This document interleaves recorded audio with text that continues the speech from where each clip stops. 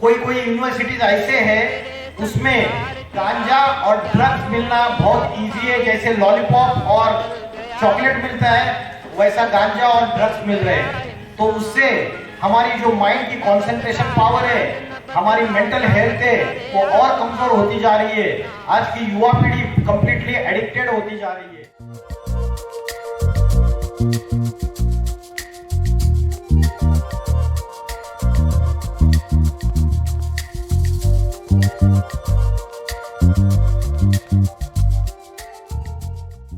উপস্থিত হৈছিলোঁ এটা আধ্যাত্মিক কৰ্মশালা আয়োজন কৰিবলৈ ওলাইছোঁ আমি ইয়াতে। এই আধ্যাত্মিক কৰ্মশালাত বক্তৃতা প্ৰদান কৰিব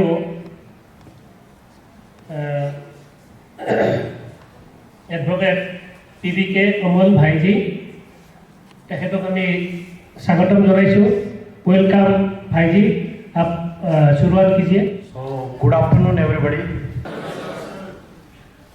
So today's topic is science versus silence. Before starting today's seminar, we'll do the meditation for 2 minutes. In Bhagavad Gita, chapter number 6, slok number 12 and 13, God tells Arjun unique way of meditation, which we don't know. So we'll do the meditation for 2 minutes. सबको सीधे बैठना है, पीठ सीधी, गर्दन सीधी, sir सीधा।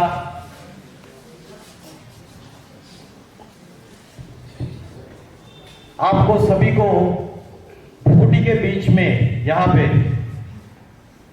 इसको बोलते हैं भ्रुकुटी, in the middle of the forehead, centre point of the forehead. यहाँ पे ध्यान लगाना है सभी को। जैसे आकाश में स्टार चमकता है वैसे छोटा सा स्टार यहाँ पे चमक रहा है। आकाश का स्टार सभी ने देखा है, वो इमेजिन करना है आपको, भ्रुकुटी के बीच में चमक रहा है। माइंड में अलग अलग थॉट्स आएंगे, मल्टीपल थॉट्स आएंगे। किसी भी थॉट के पीछे भागना नहीं है, एक ही थॉट बस 2 मिनट के लिए। I am a point of light situated in the middle of the forehead. भ्रुकुटी के बीच में चमकता हुआ स्टार हूं। ये एक थॉट करना है आपको, एक छोटा सा स्टार इमेजिन करना है इन the middle of the forehead. कोई भी व्यक्ति याद नहीं आना चाहिए, आपका कोई रिलेटिव याद नहीं आना चाहिए, कोई फ्रेंड याद नहीं आना चाहिए, कोई प्रिय वस्तु याद नहीं आनी चाहिए। घर में नई कार खरीदी है लग्जरियस, वो भी याद नहीं आनी चाहिए। कोई वस्तु, कोई व्यक्ति, फ्रेंड, कोई भी याद नहीं आना चाहिए। सिर्फ आई am a point of light. So will start the meditation for 2 minutes. आंखें पूरी बंद नहीं करनी है आपको। आंखें जो है शिव शंकर भोलेनाथ, उनके जितने भी चित्र आपने देखे होंगे, वो डीप मेडिटेशन की स्टेज में बैठे हुए हैं। शिव शंकर भोलेनाथ महादेव, उनकी आंखें कंप्लीटली क्लोज है या हाफ ओपन हाफ क्लोज्ड है? कंप्लीटली क्लोज है शिव शंकर भोलेनाथ की आंखें। In pictures and in idols half open half close, उसको बोलते हैं अर्धोन्मीलित नेत्र। तो भगवत गीता में बोला है आंखें खुली रख के मन को भ्रुकुटी के बीच में इन the middle of the forehead, point of light पे एकाग्र करना है। तो 2 मिनट के लिए हम अभ्यास करेंगे। माइंड के थॉट्स को कंट्रोल करना है, मल्टीपल थॉट्स आएंगे उनको कंट्रोल करना है। आई am a point of light situated in the middle of the forehead.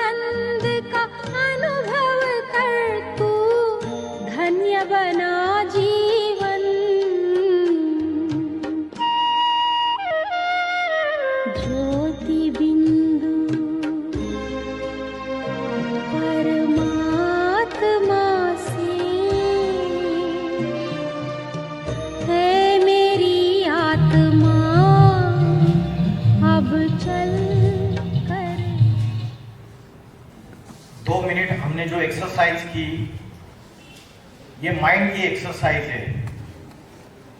एक होती है फिजिकल एक्सरसाइज, जिसके ऊपर हम बहुत फोकस है, बहुत कॉन्सेंट्रेटेड है।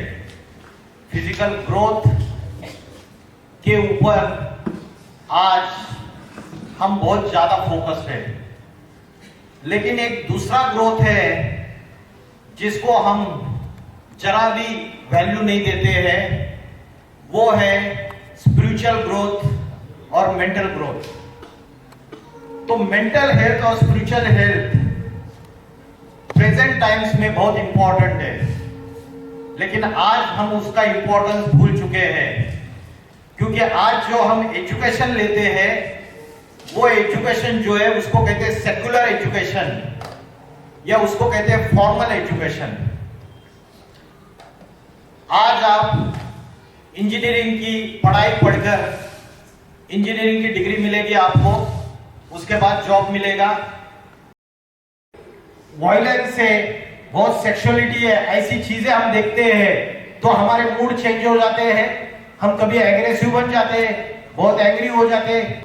आज ये जो सोशल मीडिया है, उससे हमारी इमोशनल हेल्थ के ऊपर असर पड़ रहा है या नहीं पड़ रहा है, इफेक्ट हो रहा है या नहीं हो रहा है। हमारे जो अलग अलग मूड चेंज हो रहे हैं, सैडनेस, एग्रेसिव, कभी गिल्ट फील करते हैं, कभी शेमफुल फील करते हैं। तो जैसे आईक्यू पता है आपको, IQ, what is IQ? IQ क्या होता है? Intelligence quotient. वैसे ही ईक्यू होता है। ईक्यू मतलब क्या? आईक्यू तो पता है ना सबको, इंटेलिजेंस कोशेंट पता है ना। आपकी एनालिसिस, आपने जो भी आपको प्रॉब्लम्स दिए जाते हैं उसको कैसे आप एनालाइज करते हो, लॉजिकल रीजनिंग की जो पावर है उससे आपका आईक्यू पता चलता है। और दूसरा होता है EQ, that is emotional quotient. कोई स्टूडेंट्स इतने होशियार है, इतने ब्रिलियंट है, उसके बावजूद as per the report, news reports, पिछले 4 सालों में कोटा में, कोटा जानते हो, राजस्थान में कोटा है, और कोटा में क्या फेमस है? अरे कुछ बोलते ही नहीं हो आप, मेरी लैंग्वेज नहीं समझ में आ रही है क्या? है कोचिंग इंस्टीट्यूट्स का हब है कोटा में। और एज पर द न्यूज रिपोर्ट्स पिछले 4 सालों में 52 स्टूडेंट्स ने सुसाइड किया है। तो ये आईक्यू कितना भी बड़ा हो, लेकिन ईक्यू, इमोशनल कोशेंट अगर कम है तो उससे tension, depression, stress, anxiety, insomnia, रात को नींद नहीं आना, सुसाइडल थॉट्स, ये सारी चीजों से आज की युवा पीढ़ी गुजर रही है, नहीं गुजर रही है? इसमें से कोई है जिसको कोई टेंशन नहीं, कोई स्ट्रेस नहीं? हैंड रेज कीजिए। Is there anybody? कोई मल्टीपल थॉट्स, तो कोई ऐसे होते हैं ओवर थिंकिंग चलती रहती है, मल्टीपल थॉट्स, एक थॉट आएगा फिर दूसरा आएगा, तीसरा आएगा, चौथा आएगा, ओवर थिंकिंग करते रहेंगे। तो ये जो सारी समस्या है उसका मूल कारण है हम स्पिरिचुअल पावर को भूल चुके हैं। There is a direct impact of the social media on our emotions. तो आज जो इंटरनेट है, जो साइंस का प्रोडक्ट है, उसकी वजह से आज हम हार्मफुल जो ऑनलाइन कंटेंट है उसको एक्सपोज हो चुके हैं। Late night parties, binge watching, उसके बाद आजकल क्या होता है वो ब्लू फिल्म्स, पॉर्न। एक सर्वे के अनुसार, ये फेमस रिपोर्टर है, न्यूज रिपोर्टर, इनका नाम है सुधीर चौधरी, आज तक न्यूज चैनल, उन्होंने एक एपिसोड लिया था, उसमें उन्होंने उस एपिसोड में उन्होंने बोला कि एज पर सर्वे 90% जो यंगस्टर्स है, वो 90% यंगस्टर्स आज इंटरनेट पे, गूगल पे क्या ब्राउज कर रहे हैं? पॉर्न वीडियोस ब्राउज कर रहे हैं। और आज भारत में इतनी अनएम्प्लॉयमेंट है, उसके बावजूद सिर्फ 19% स्टूडेंट जो है वो जॉब ढूंढ रहे हैं, जॉब सर्च कर रहे हैं। और जो कलकत्ता की जो इंसिडेंट हुई, जो डॉक्टर के साथ जो दुष्कर्म हुआ, उसका रेप वीडियो सर्च करने के लिए 30% स्टूडेंट्स ने रेप वीडियो सर्च किया। It was the survey conducted during the period 10th August 2024 to 20th August 2024, इस 10 दिनों में इन्होंने ये सर्वे कंडक्ट किया और उनको ये रिजल्ट्स मिले। सो इससे अनएथिकल बिहेवियर जो है वो बढ़ता चला जा रहा है। जो कंटेंट राइटर्स है, अभी आपने रिसेंटली किसका देखा, रणवीर अलाहाबादिया, क्या हुआ, ढेर सारे केसेस एफआईआर रजिस्टर्ड हो गए, क्राइम। उन्होंने ऐसी चीजें सोशल मीडिया के सामने बोली, ऐसी वल्गर बातें की जिसकी वजह से सोसाइटी से विरोध हुआ। क्यों? क्योंकि इस सोसाइटी में जो भारत की सनातन धर्म की संस्कृति है, कल्चर है, ट्रेडिशंस है, उसमें मोरालिटी को बहुत ज्यादा वैल्यूज है। आज ऐसा माहौल है कि कोई कोई यूनिवर्सिटीज ऐसे हैं उसमें गांजा और ड्रग्स मिलना बहुत इजी है। जैसे लॉलीपॉप और चॉकलेट मिलता है वैसा गांजा और ड्रग्स मिल रहे हैं। तो उससे हमारी जो माइंड की कंसंट्रेशन पावर है, हमारी मेंटल हेल्थ है, वो और कमजोर होती जा रही है। आज की युवा पीढ़ी कंप्लीटली एडिक्टेड होती जा रही है। तो ये हरियाणा का एक यूनिवर्सिटी है और हरियाणा की यूनिवर्सिटी में एक बड़ा प्रोग्राम हुआ था नशा मुक्ति का, और वहां के स्टूडेंट्स ने एक क्वेश्चन पूछा कि आज हमारी जो यूनिवर्सिटी है वो ड्रग्स और गांजा का एपिसेंटर बन चुकी है। ये वीडियो अवेलेबल है यूट्यूब चैनल पे। यहां तक कि जो पुलिस स्टेशन है, पुलिस स्टेशन के सामने, यूनिवर्सिटी के सामने पुलिस स्टेशन है और वहां पे गांजा बेचा जाता है। तो आज जो युवा पीढ़ी है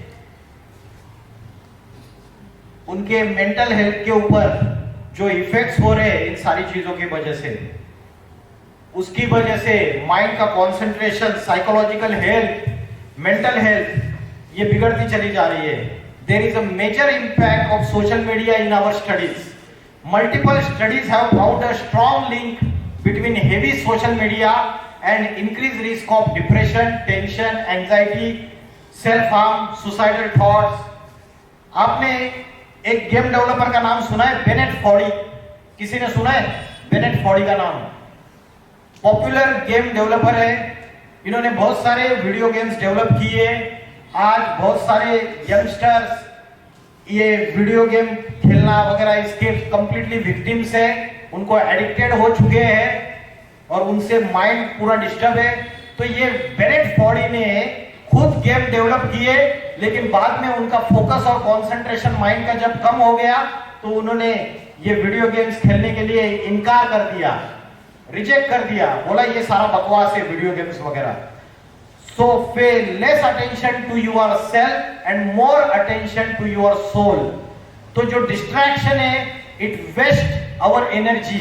हमारी जो स्पिरिचुअल पावर है, हमारी जो मन की शक्ति है, जिसको हम बोलते हैं विल पावर, क्या कहते हैं, विल पावर, ये हमारी कमजोर कब होती है? डिस्ट्रैक्शन से। जब माइंड में मल्टीपल थॉट्स आएंगे, बेस्ट थॉट्स आएंगे, निगेटिव थॉट्स आएंगे, तो आपकी जो एनर्जी है वो वेस्ट हो जाएगी, स्पिरिचुअल एनर्जी। एंड एक ही थॉट आएगा, कॉन्सेंट्रेटेड आएगा, फोकस आएगा, तो आपकी स्पिरिचुअल एनर्जी इंक्रीज हो जाएगी। Natural peace and happiness. आपको बाहर की दुनिया में भागने की जरूरत नहीं है शांति और सुख ढूंढने के लिए। आज हम क्या कर रहे हैं? हमारे फ्रेंड्स में, रिलेटिव्स में पीस एंड हैप्पीनेस ढूंढते हैं, लेकिन क्या फाइनली हमको 100% पीस एंड हैप्पीनेस मिलता है क्या? फ्रेंड सर्कल में, रिलेटिव्स में, फैमिली मेंबर्स में मिलता है?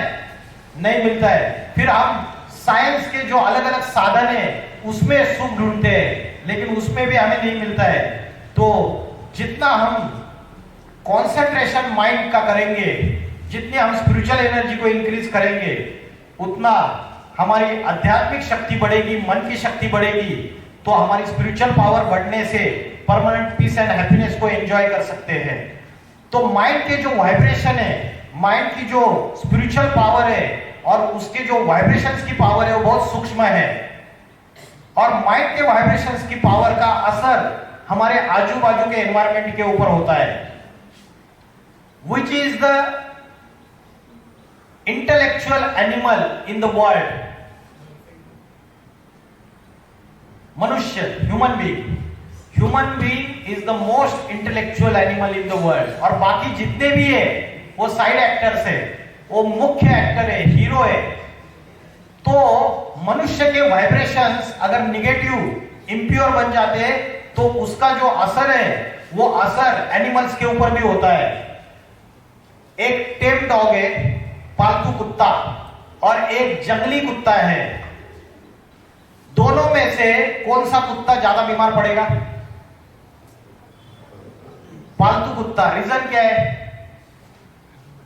क्योंकि जो टेम डॉग है वो ह्यूमन बीइंग के कनेक्शन में, फैमिली जो उसके मालिक है, उसके जो फैमिली मेंबर्स है वो सारे बीमार पड़ते हैं और उनके वाइब्रेशन का असर उस पालतू कुत्ते के ऊपर होता है, इसलिए वो भी बीमार पड़ता है।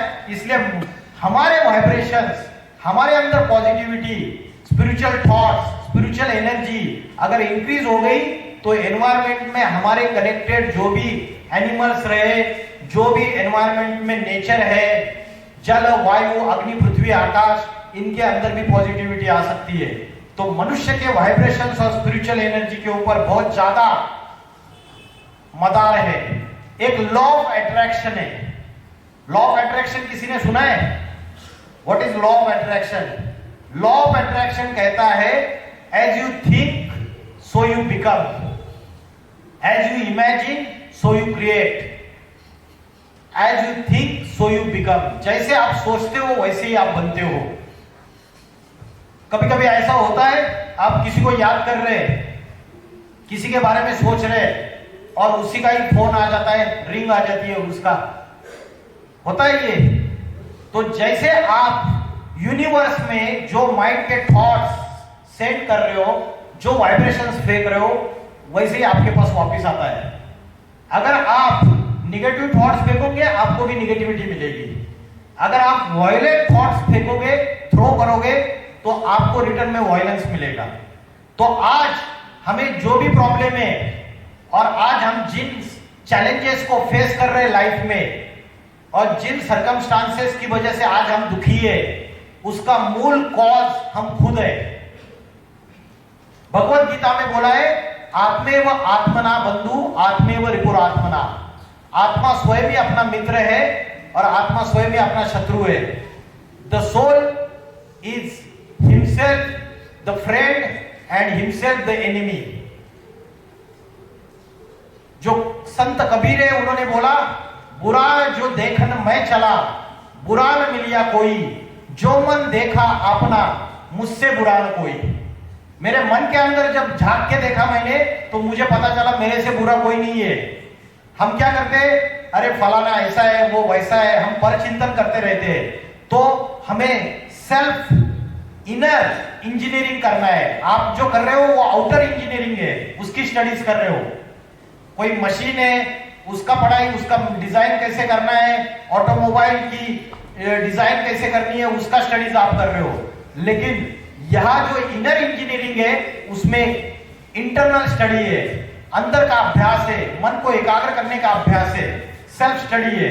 तो लॉ ऑफ अट्रैक्शन में quit talking, complaining about other people, stop focusing on the problems, stop focusing on how to get the result.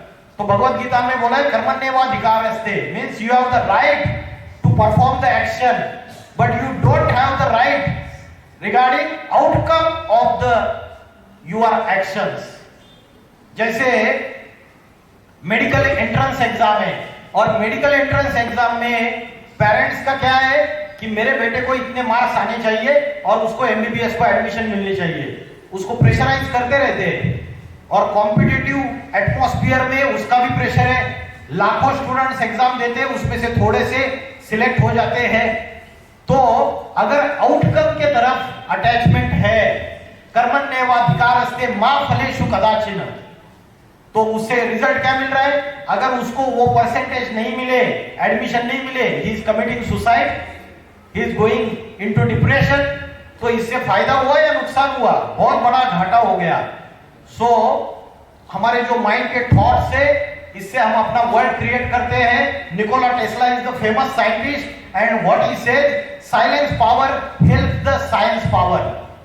उसने बोला कि all the scientists have gone into the depth of the silence in order to invent something. जितने भी invention आज तक scientist ने किए उनको खुद को साइलेंस की पावर का आधार लेना पड़ा, और साइलेंस आता है स्पिरिचुअलिटी से, आध्यात्मिकता से, आत्मा की नॉलेज से, इनर नॉलेज से, सेल्फ की नॉलेज से। Without silence power science could not have been developed to this extent. तो आज हम उनके साइंस की जो इन्वेंशन है उसको तो फॉलो करते हैं, लेकिन हमको पता नहीं है कि वो खुद मेडिटेशन, वो खुद साइलेंस की पावर, स्पिरिचुअलिटी, इसको फॉलो करते थे। अल्बर्ट आइंस्टाइन जो है, अल्बर्ट आइंस्टाइन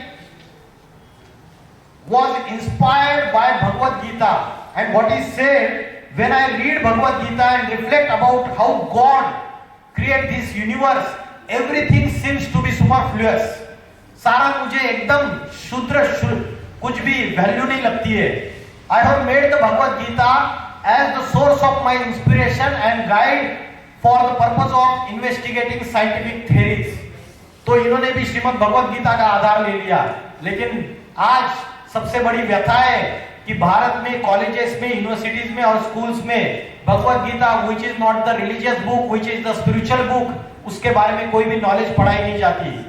क्योंकि भगवद गीता कहती है मन जीते सो जगत जीत, इंद्रिय जीते सो जगत जीत।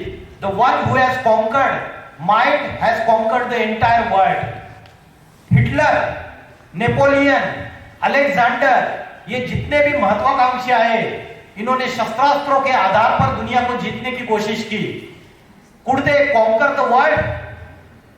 जीत पाए क्या? नहीं जीत पाए। लेकिन भगवान हमको जो स्पिरिचुअल नॉलेज देता है वो माइंड को कंट्रोल करने की नॉलेज देता है। और शिव शंकर भोलेनाथ, अगर आप उनके पिक्चर्स देखेंगे, हमेशा डीप मेडिटेशन स्टेज में दिखाया है। He is the conqueror of the world, इसलिए उनको बोलते हैं Vishwanath, Jagannath, Mahadev, means the highest one. तो मेडिटेशन की पावर ऐसी पावर है, और ये साइलेंस की पावर ऐसी पावर है, जिससे आपके अंदर की निगेटिविटी और आपके अंदर की जो भी समस्या है उसको खत्म हो जाएगी। तो आज हमारे ये जो प्रॉब्लम्स है, इसका सॉल्यूशन क्या है?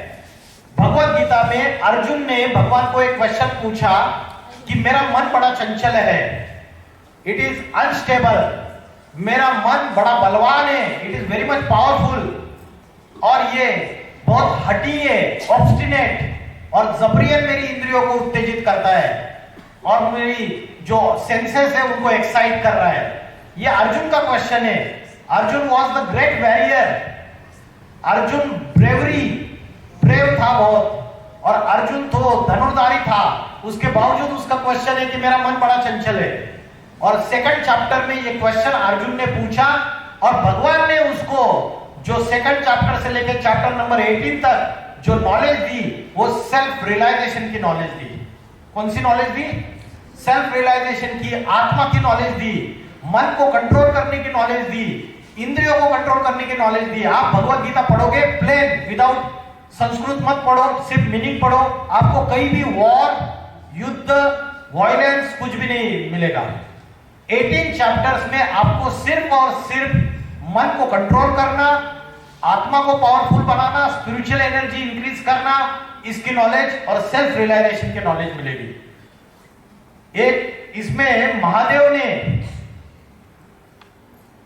हनुमान जी को पूछा, कौन हो तुम?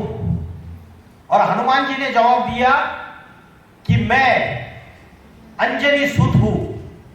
तो उन्होंने बोला, मैंने आपका वंश नहीं पूछा। फिर उसको फिर से क्वेश्चन पूछा, कौन हो तुम? अर्जुन ने पूछा, हनुमान जी ने बोला, मैं वानर हूं। तो महादेव ने बोला, मैंने आपकी जाति नहीं पूछी। फिर पूछा, तुम कौन हो? तो उन्होंने जवाब दिया, मैं हनुमान हूं। तो उनको बोला, मैंने आपका नाम नहीं पूछा, मैंने पूछा तुम कौन हो।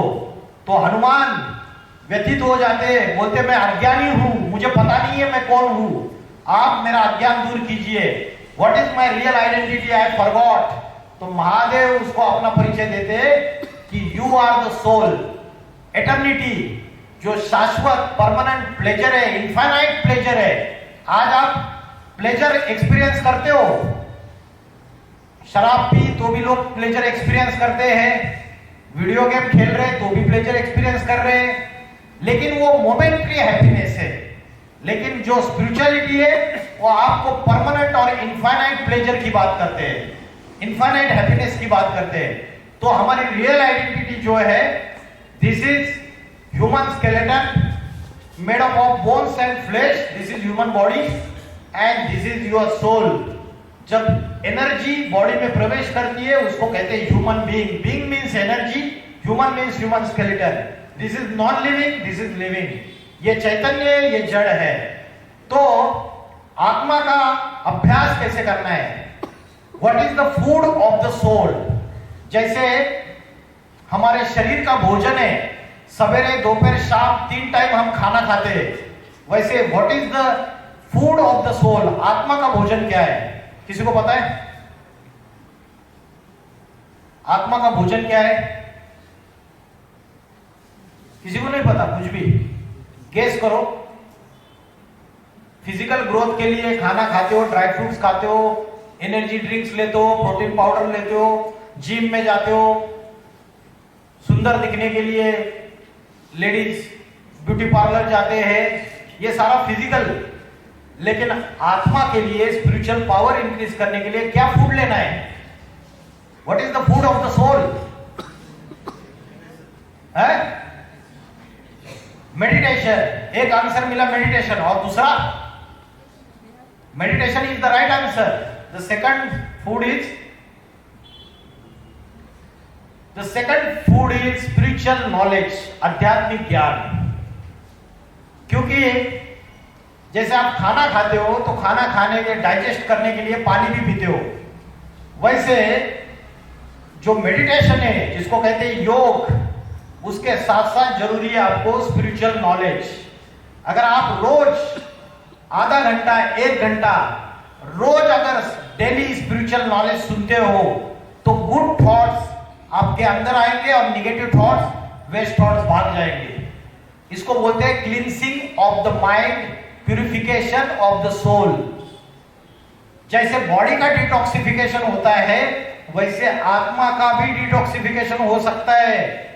तो उसके लिए लाइफस्टाइल में, जैसे रोज आप इंजीनियरिंग का घर में जाकर होमवर्क करते हो, कोई ड्राइंग्स बनाते हो, इंजीनियरिंग ड्राइंग सब्जेक्ट होता है, डिजाइन होता है, अलग अलग जो भी प्रॉब्लम्स उसको एनालिसिस सॉल्व करते हो, तो रोज आप टाइम देते हो इन चीजों के लिए। वैसे 24 आवर्स में 1 घंटा आपको इन चीजों के लिए टाइम देना है, 1 आवर डेली। आधुनिकता के साथ साथ आध्यात्मिकता आपके जीवन में लानी है। जब आप स्पिरिचुअल नॉलेज सुनोगे रोज 1 घंटा, तब जो निगेटिव थॉट से, वेस्ट थॉट से वो भाग जाएंगे। आज इंटरनेट पे, यूट्यूब चैनल में अलग अलग सत्संग है, आप ये वेबसाइट नोट डाउन कर सकते हैं और उसमें आपको ढेर सारे स्पिरिचुअल क्लासेस मिलेंगे जिससे आप माइंड को स्टेबल कर सकते हो। तो ये माइंड की खुराक है, ये आत्मा की खुराक है। योग, सेकंड वन, योग का मीनिंग क्या है? What is the literal meaning of योग? आज हम रामदेव बाबा जो हमको सिखाते हैं नेशनल न्यूज चैनल पे सवेरे सवेरे आके, क्या सिखाते हैं? योगासन और प्राणायाम। ये योगासन और प्राणायाम को हम योग समझ के बैठे हैं और वो कंप्लीटली रॉन्ग डेफिनेशन है योग की। योग की जो असली डेफिनेशन है वो हम भूल गए। योगासन और प्राणायाम सिर्फ और सिर्फ फिजिकल एक्सरसाइज है।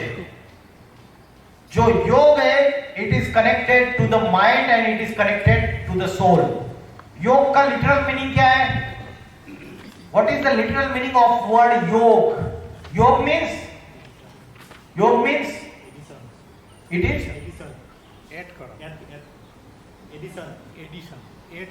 addition. Yog means addition. और कोई मीनिंग? योग means connection. जैसे आप कनेक्शन देते हो ना, निगेटिव और पॉजिटिव। योग means connection. किसका किससे कनेक्शन? आत्मा का परमात्मा से connection. The connection of the soul with the supreme soul. हमारी आत्मा जो है एक बैटरी है, और बैटरी हमारी निगेटिविटी से, निगेटिव थॉट से, वेस्ट थॉट से, निगेटिव कर्म से, पाप कर्म करने से हमारी आत्मा की बैटरी डिस्चार्ज होती है नहीं होती है, एनर्जी लॉस होती है। और आत्मा की बैटरी अगर चार्जिंग करनी है तो आपको कनेक्शन किससे जोड़ना चाहिए? या तो बड़ी बैटरी से कनेक्शन जोड़ना चाहिए, या तो आपको जनरेटर से कनेक्शन जोड़ना चाहिए। और जो जनरेटर है वो जनरेटर है परमात्मा, जिसको कहते हैं ईश्वर, जिसको कहते हैं supreme soul, supreme being, supreme authority, Allah, खुदा, गॉड, शिव, अलग अलग नामों से पुकारते हैं। तो आज अगर हमें स्पिरिचुअल एनर्जी लेनी है तो हमें उस हाईएस्ट कॉन्शियसनेस से कनेक्शन जोड़ना पड़ेगा। हमारी जो कॉन्शियसनेस है वो लोअर है, हमारी जो फ्रीक्वेंसी है वो लोअर है, वो हाईएस्ट फ्रीक्वेंसी है, उससे कनेक्शन जोड़ना पड़ेगा। लेकिन हम गलती क्या कर रहे हैं? कनेक्शन किससे जोड़ते हैं? कनेक्शन उससे जोड़ते हैं जिसकी खुद की फ्रीक्वेंसी लो है, उसको ही याद करते रहते हैं। खाना खाने बैठते हैं वही याद आता है ना, पढ़ाई करने बैठते हैं वही याद आता है। तो जिसकी खुद की बैटरी डिस्चार्ज है, डिस्चार्ज बैटरी का हमारी डिस्चार्ज बैटरी से कनेक्शन जोड़ेंगे तो कंप्लीटली बैटरी ड्रेन हो जाएगी। अगर किसी को चोर बनना है या डकैत बनना है तो वो वैसे ही वीडियोस देखेगा कि चोरी कैसे की जाती है, बैंक में दरोड़ा डकैती कैसे डाली जाती है, वैसे संस्कार उसके अंदर आएंगे, वो कनेक्शन भी बुद्धि का वैसे ही जोड़ेगा। अगर हमें हमारे अंदर सुख, आनंद, पीस, हैप्पीनेस, ब्लिस, लव और प्यूरिटी और शांति लानी है तो हमें उससे कनेक्शन जोड़ना पड़ेगा, वो परमात्मा से, who is the ocean of love, who is the ocean of happiness, who is the ocean of peace. तो वो हाईएस्ट पावर है, उससे अगर हम अपने माइंड का कनेक्शन जोड़ दे तो उसके अंदर जो पॉजिटिविटी है वो हमारे अंदर आती है। तो इसलिए आत्मा के दो भोजन है, आध्यात्मिक ज्ञान और योग। और अगर हमें स्पिरिचुअल एनर्जी बढ़ानी है, हमारी विल पावर बढ़ानी है, मन की शक्ति बढ़ानी है, तो हमें भगवान आके राजयोग की शिक्षा पढ़ाते हैं, ये स्पिरिचुअल नॉलेज देते हैं। राजयोग की डेफिनेशन क्या है? व्हाट इज राजयोग? भगवान ने अर्जुन को भगवत गीता में राजयोग सिखाया। और राजयोग का मीनिंग क्या है? राजयोग का मीनिंग है, सब लोग मेरे पीछे बोलेंगे राजयोग का मीनिंग, ठीक है? चंचल मन को, जोर से, चंचल मन को भ्रुकुटी के बीच में आत्मा में एकाग्र करके परमात्मा से कनेक्शन जोड़ना, ये राजयोग है। लेकिन आज हम योगासन और प्राणायाम को राजयोग समझ बैठे। जो फिजिकल एक्सरसाइज है, ये जो व्यक्ति है इस आसन पे बैठा हुआ है, इसके 4 पिलर्स है, और वो सवेरे जल्दी उठ के आत्मा का ध्यान कर रहे हैं, विच is the good time for meditation, which is the best time for the meditation. कौन सा अच्छा समय है मेडिटेशन करने का? अर्ली मॉर्निंग, सूरज उगने से पहले, उसको बोलते हैं ब्रह्म मुहूर्त का समय। और ब्रह्म मुहूर्त का समय कितने बजे चालू होता है पता है किसी को? सवेरे 2 बजे से लेकर 4:45 बजे तक का जो समय है वो ब्रह्म मुहूर्त का समय है। लेकिन आप लोग कितने बजे सोते हो रात को?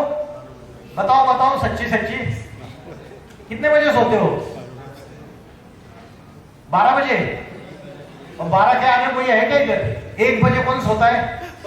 1, 2, तो अभी उल्टी गंगा बह रही है। शास्त्रों के अनुसार, as per the scriptures, Indian scriptures, रात के 9:30 बजे से लेकर 12:30 1 बजे तक का समय, इसको राक्षस काल बोलते हैं। राक्षस काल, डेमन, शैतान का समय है।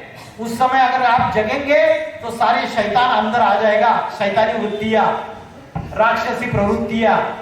भगवत गीता का chapter number 16, which are the divine qualities और which are the demonic traits. राक्षसी प्रवृत्तियां आज बढ़ती चली जा रही है हमारे अंदर की, और हमें खुद को ही पता नहीं चल रहा है। तो सबसे अच्छा समय है ब्रह्म मुहूर्त का समय, 4 बजे, सवेरे 4 बजे उठ जाइए और 4 बजे उठ के मन को एकाग्र करने का, अपनी इंद्रियों को, अपने सेंसेस को कंट्रोल करने का अभ्यास करो।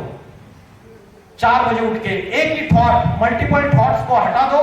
एक ही thought, I am a point of light situated in the middle of the forehead. Don't remember your friends, your parents, your relatives, your professors, किसी को याद नहीं करना है। Detach from the world, completely disconnect कर दो वर्ल्ड, और disconnect करके सेल्फ, अपनी इनर पावर को रियलाइज करने का अभ्यास करो।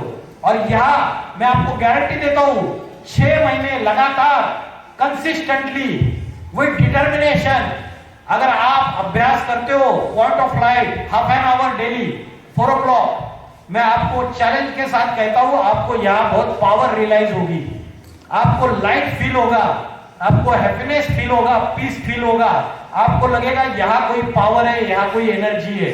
इसको बोलते हैं थर्ड आई एक्टिवेट करना। देयर इज अ थर्ड आई।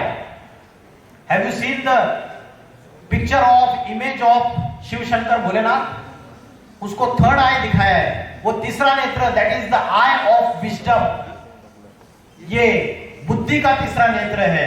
तो आपका थर्ड आई एक्टिवेट होना चालू हो जाएगा धीरे धीरे। या ट्रिमेंडस स्पिरिचुअल एनर्जी है। If you control your multiple thoughts and if you do only one thought at the middle of the forehead, you concentrate your mind that I am the point of light, I am a point of light soul, and disconnect from the world in the morning, then you will realize that you have the spiritual power, spiritual energy, and those energies you can realize those energies. तो जो राजयोग है, it is based on the 4 pillars. The first pillar is brahmacharya, celibacy. The second pillar is pure food, shuddha anna. Third one is divine qualities, and the fourth one is satsang, spiritual education. ये 4 pillars है। First pillar ब्रह्मचर्य में self control. Bhagavad Gita self control की बात करती है, अपने senses के ऊपर कंट्रोल की बात करती है। हमारे सेंसेस के ऊपर हमारा कंट्रोल है क्या? आंख को बोला अरे वो गंदी गलत चीज है, उसको मत देख, लेकिन आंख जानबूझ के देखती है या नहीं देखती? कान को बोला ये गंदे विचार है, गंदी बातें मत सुन, लेकिन कान जानबूझ के सुनते हैं। तो हमारे सेंसेस के ऊपर हमारा कंट्रोल नहीं है। गांधी जी के 3 मंत्र थे। गांधी जी ने 3 मंत्र बताए थे, कौन से? See no evil, hear no evil and talk no evil. हम बुरा देखते, बुरा सुनते और बुरा बोलते भी है। और चौथा मंत्र, बुरा मत सोचो, बुरा सोचते भी है। तो ये निगेटिविटी रोज जमा हो रही है। तो इसका मूल है कि हमें सेल्फ कंट्रोल, सेंसेस को कंट्रोल करना है, मन को कंट्रोल करना है। अगर मन को कंट्रोल करेंगे तो हमारी इंद्रियां, आंख, कान, नाक, हाथ, पैर, ये सारी जितनी भी 10 इंद्रियां ये कंट्रोल में आ जाएगी। अगर माइंड कंट्रोल में नहीं है तो ये इंद्रियां भी कंट्रोल में नहीं आएगी। The second one is the pure food. जैसे खाओगे अन्न वैसे बनेगा मन। As a food so the mind. Do you believe कि जो आप खाते हो वैसे आपका मन बनता है? अगर आप रेस्टोरेंट में गए या किसी 5 स्टार होटल में गए और वहां का जो शेफ है वो जो खाना बना रहा है, और खाना बनाते वक्त उसके मन में वायलेंस करने के, किसी का मर्डर करने के थॉट्स चल रहे, उसके मन में वेश्यागमन के थॉट्स चल रहे, प्रोस्टिट्यूशन के थॉट्स चल रहे, तो उसके हाथ से, उसके आंखों से वाइब्रेशन उस फूड के ऊपर उतर रहा है। और जो व्यक्ति उस फूड को कंज्यूम कर रहा है उसके अंदर भी वो वाइब्रेशन जा रहे हैं। तो as a food so the mind.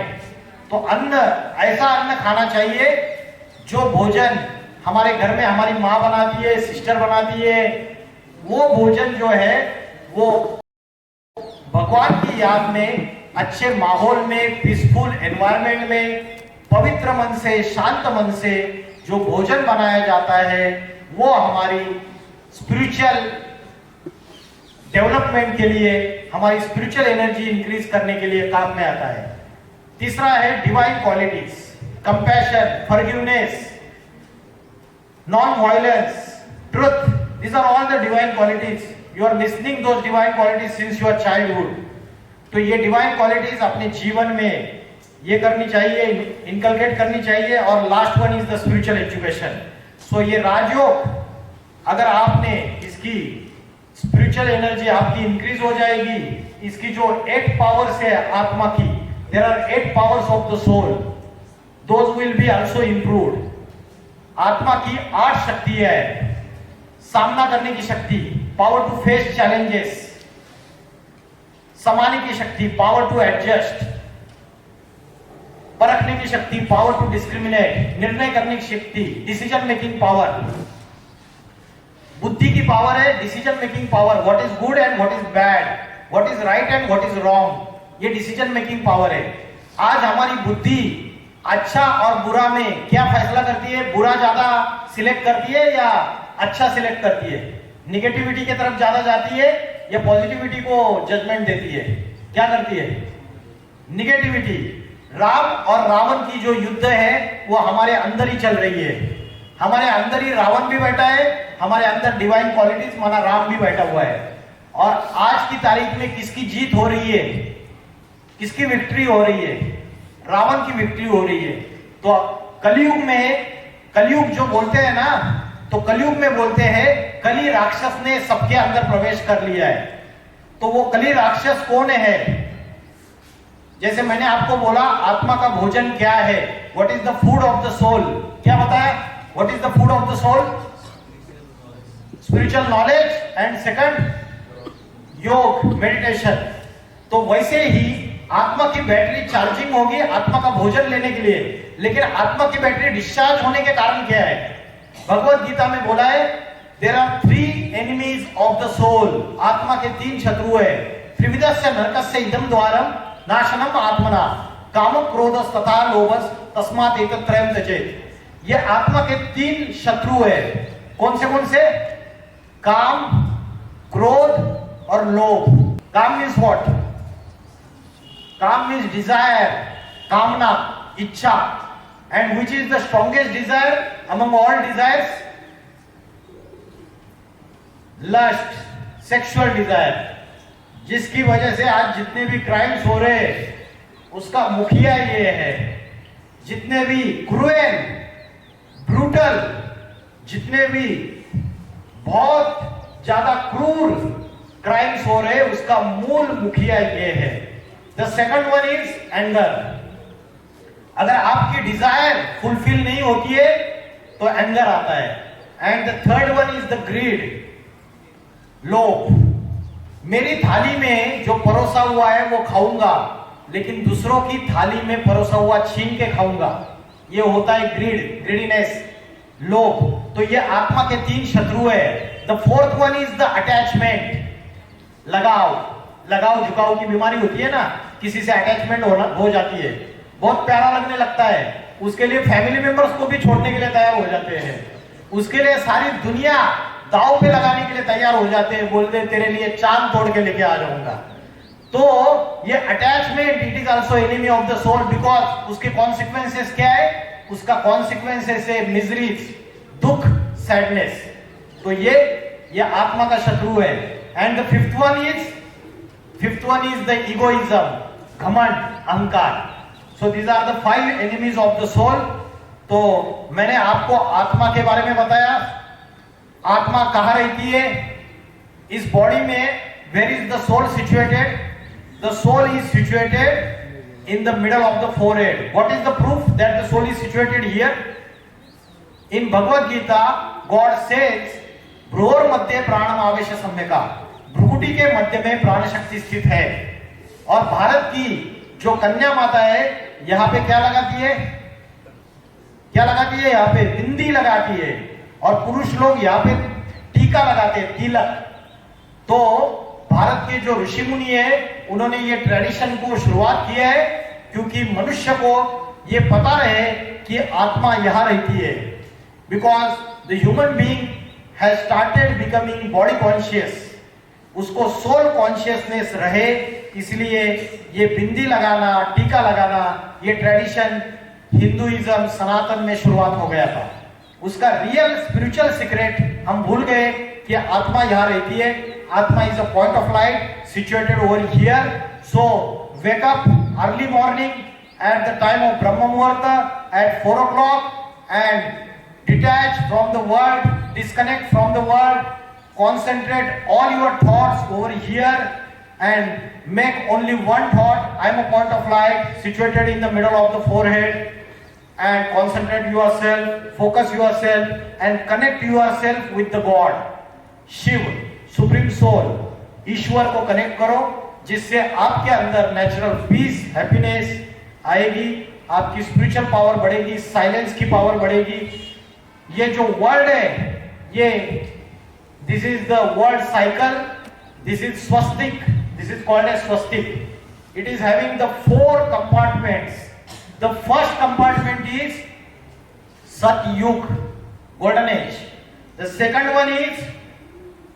One is Satyug के बाद क्या होता है, किसी को पता है?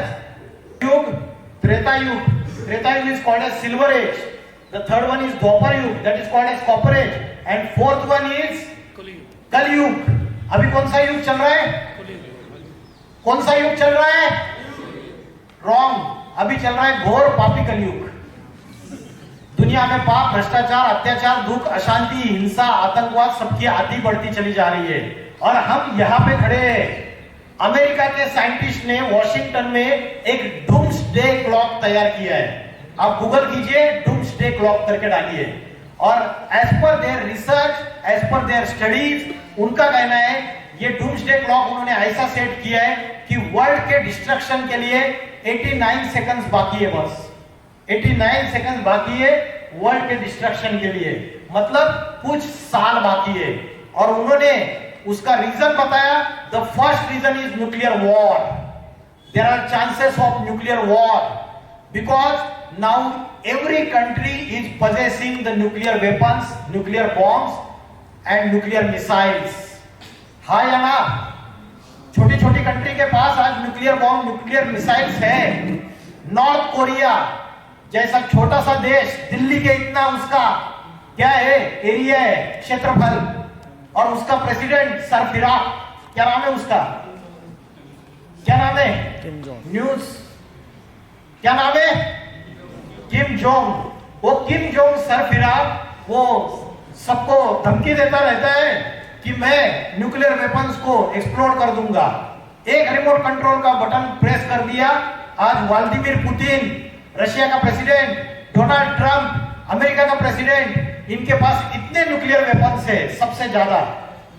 एक रिमोट कंट्रोल का बटन प्रेस कर दिया तो 1 सेकंड में ये सारी दुनिया खलास हो जाएगी। ये जो डूम्सडे क्लॉक बनाया हुआ है उसमें बोला है कि वर्ल्ड का डिस्ट्रक्शन सामने खड़ा हुआ है, and the first reason is the chances of nuclear war. Are there chances of third world war? Third world war के चांसेस है। आने वाले 2-3 साल में या कभी भी थर्ड वर्ल्ड वॉर शुरू हो सकता है, और थर्ड वर्ल्ड वॉर अगर शुरू होगा तो न्यूक्लियर वॉर जरूर शुरू होगा। First atom bomb was invented by name of the scientist Robert Oppenheimer in 1945, और 1945 के बाद दुनिया इतनी आगे चली गई, 80 साल गुजर गए, 80 years passed and now we are on the verge of the destruction। और कलयुग का अंतिम समय नजदीक आ गया, और भगवान कल के अवतार के रूप में इस धरती पर अवतार ले चुका है। जब मनुष्य अपने डिस्ट्रक्शन के सारे साधन तैयार कर लेता है, शेख चिल्ली जिस पेड़ की डाली पे बैठा है उसी डाली को काट रहा है, तो खुद भी नीचे गिरेगा या नहीं गिरेगा? समझ में आ रहा है? शेख चिल्ली जिस पेड़ की डाली पे बैठा है उसी डाली को काटेगा तो खुद भी नीचे गिरेगा। तो मनुष्य ने मॉडर्न साइंस से अपने डिस्ट्रक्शन के सारे साधन तैयार कर लिए। We are on the verge of the destruction. और डूम्सडे क्लॉक का सेकंड जो पैरामीटर है वो है environmental degradation. There is a changes in the climate, और जिसकी वजह से भूकंप, ज्वालामुखी, उसके बाद सुनामी, उसके बाद अभी वो फायर कैलिफोर्निया में हुआ था, कितने लाखों लोग छोड़कर भाग गए। तो ये सारे नेचुरल कैलेमिटीज, एनवायरमेंटल डिग्रेडेशन हो रहा है, ओजोन लेयर का डिप्लेशन हो रहा है, ग्लोबल वार्मिंग के चांसेस है, ये सारी चीजें बढ़ती चली जा रही है। मेट्रोपॉलिटन सिटीज में पीने के लिए पानी नहीं मिल रहा है अभी, अर्थ के नीचे वाटर का लेवल और नीचे नीचे जा रहा है। ऐसा समय आने वाला है, बहुत सारे कंट्रीज की इकोनॉमी फेल हो रही है। श्रीलंका की इकोनॉमी फेल है, बहुत सारे, बांग्लादेश की इकोनॉमी फेल है, पाकिस्तान के पास कुछ नहीं है, पाकिस्तान के पास आटा नहीं है, दाल नहीं है, चावल नहीं है, बच्चों को पिलाने के लिए दूध नहीं है, लेकिन उनके पास क्या है? एटम बॉम्ब, धमकी देते रहते भारत को, है ना। तो आज की तारीख में दुनिया की हालत इतनी खराब है, आगे चल के ऐसा समय आएगा सड़कों के ऊपर नोटों की गड्डियां गिरी रहेगी, खाने के लिए अनाज का दाना नहीं रहेगा, पीने के लिए पानी की बूंद नहीं रहेगी। तो हम जिस ये प्लेनेट को लेके जा रहे हैं वो डिस्ट्रक्शन की तरफ लेके जा रहे हैं, because the reason is that we forgot the silence power. आज देश आपस में लड़ाई झगड़ा कर रहे हैं, रशिया और यूक्रेन की वॉर चल रही है, इजराइल, पैलेस्टाइन, ईरान, लेबनान की वॉर पिछले 1 साल से चल रही थी, अभी सीज फायर हो गया। धर्म आपस में लड़ रहे हैं, जाति आपस में लड़ रही है, कास्ट में ये समाज बटा हुआ है, धर्मों में ये समाज बैठा हुआ है, और आगे चल के भारत में खासकर हिंदू मुस्लिम सिविल वार्स कभी भी स्टार्ट हो सकते हैं।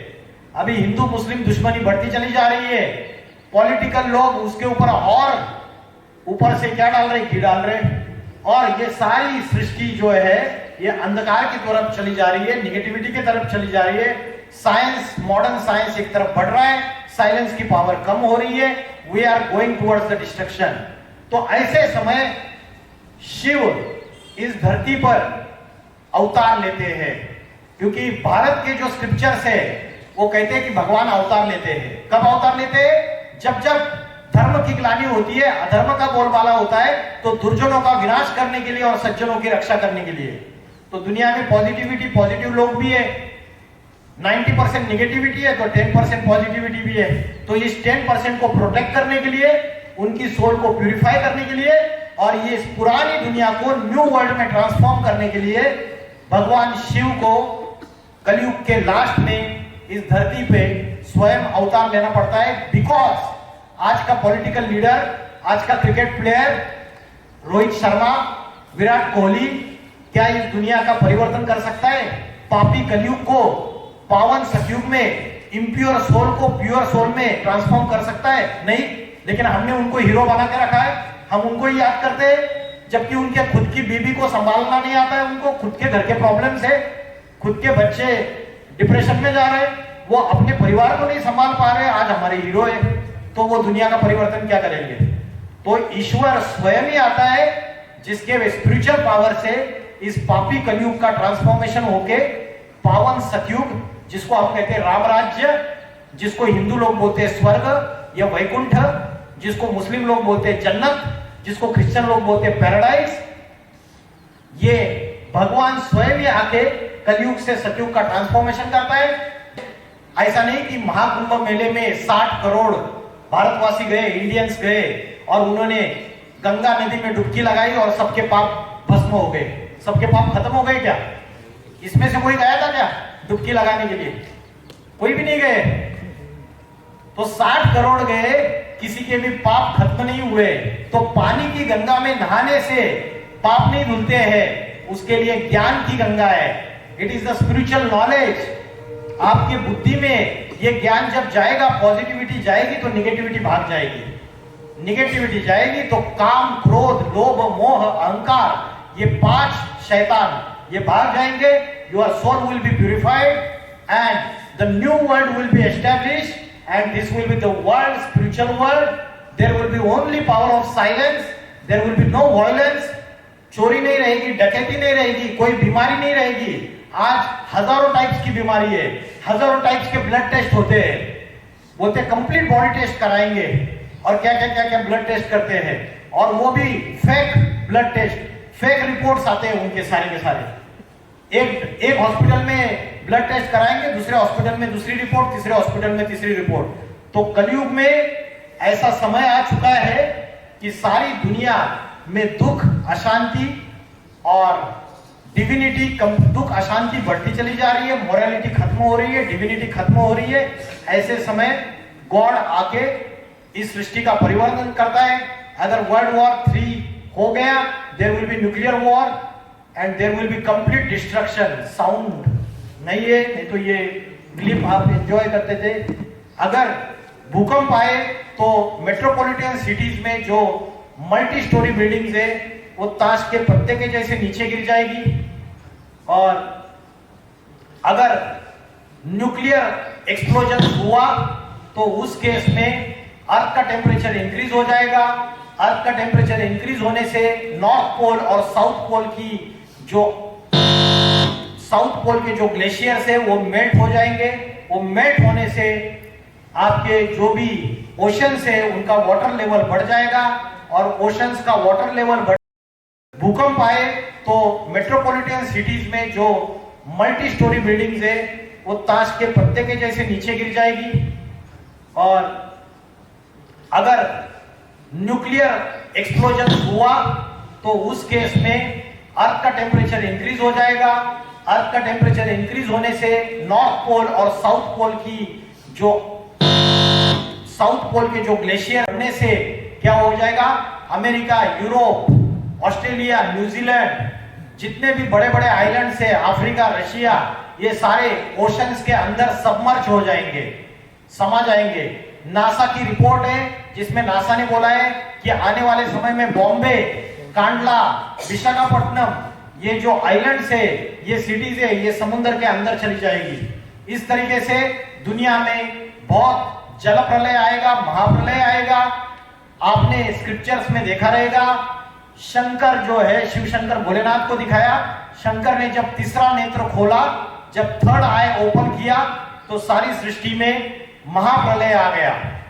तो ये अभी का प्रेजेंट टाइम है। प्रेजेंट टाइम को आप समझिए। मॉडर्न साइंस की वजह से दुनिया डिग्रेडेशन की तरफ जा रही है और साइलेंस की तरफ जाएंगे तो कंस्ट्रक्शन हो जाएगा, न्यू वर्ल्ड एस्टैब्लिश हो जाएगा और पापी कलयुग का विनाश होकर पावन सतयुग आ जाएगा। Thank you very much. ओम नमः शिवाय।